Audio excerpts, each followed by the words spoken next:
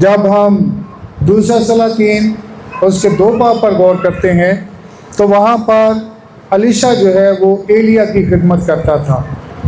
ایلیا کے بارے میں آپ جانتے ہیں کہ نہیں جانتے؟ کتنے لوگ جانتے ہیں؟ اونچا ہاتھ کرو۔ ایلیا کے بارے میں، الیشا کے بارے میں، چلو بہت اچھی بات ہے، آپ جانتے ہیں۔ ایلیا جو ہے یہ خدا کے ساتھ وفاداری سے چلتا رہا۔ یہ ایک نبی ہے ایلیا، جو بڑے پیغمبروں میں سے ہے، اور اس کا جو شاگرد ہے وہ الیشا تھا۔ اور جو شاگرد اپنے استاد کی عزت کرتے ہیں وہ بھی ان سے برکت پاتے ہیں، اور جو نافرمانی کرتے ہیں وہ برکت نہیں پا سکتے ہیں، کیونکہ سرفرازی، عزت یہ تابع داری میں ہے، فرمانبرداری میں ہے۔ تو جب وہ جدا ہونے لگا، ایلیا جو ہے آسمان پر اٹھایا جانے والا تھا، تو ایلیا کہتا ہے کہ میں بیتیل کو جاتا ہوں۔ الیشا کو کہتا ہے تو ادھر ٹھہر جا۔ تو الیشا کیا کہتا ہے اپنے استاد کو؟ نہیں، میں یہاں نہیں ٹھہروں گا، مجھے تیری قسم میں تیرے ساتھ جاؤں گا۔ وہ اس کا ساتھ جو ہے وہ چھوڑتا نہیں ہے، کیونکہ اس کو پتہ تھا کہ ایلیا جو آج اس سے جدا ہو جائے گا، اور اس جدائی کو وہ برداشت نہیں کرنا چاہتا تھا، کیونکہ وہ چاہتا تھا کہ میں ایلیا کا دگنا مسا جو ہے حاصل کروں۔ کتنا مسا حاصل کروں؟ دگنا مسا حاصل کروں۔ تو وہ پھر کہتا ہے کہ میں نے یریکو کو جانا ہے، تو یہاں ٹھہر۔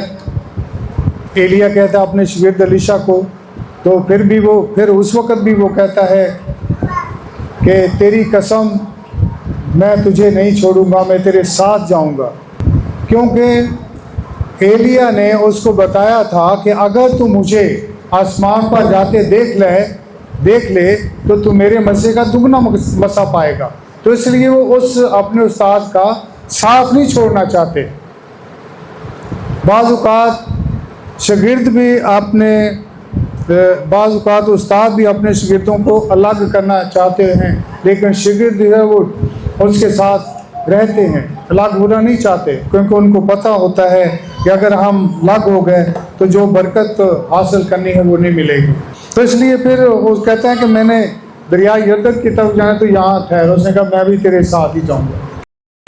چلتے چلتے دریا آ گیا یردن، تو وہاں کوئی نہ پل ہے نہ کوئی ایسا رستہ ہے کہ خشکی سے ادھر آگے بڑھیں۔ تو ایلیا نے اپنی چادر جو اس کے پاس تھی اس نے لپیٹا اور اس کا کوٹلا سا بنایا، اور اس نے دریائے یردن پر زور سے مارا، تو پانی جو ہے وہ الگ الگ ہو گیا، وہ خشک زمین سے یردن پار کر گیا۔ اور آگے جا کر آگ کا بہت بڑا گولا یا وابرولا آیا، اس میں سے ایلیا جو ہے اس گولے میں سے یا اس وابرولے میں سے جو آگ کا تھا اس میں اوپر جو ہے وہ آسمان کی طرف چلا گیا، اور الیشا جو ہے وہ نیچے رہ گیا۔ اور ایلیا کی وہ چادر جو اس نے دریائے یردن پر ماری تھی وہ گر گئی، تو الیشا نے اٹھا لی۔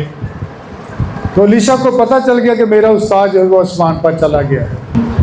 جب وہ آسمان پر ایلیا چلا گیا تو اس کی چادر نیچے گری۔ اس نے جب واپس آیا تو الیشا نے کیا کیا؟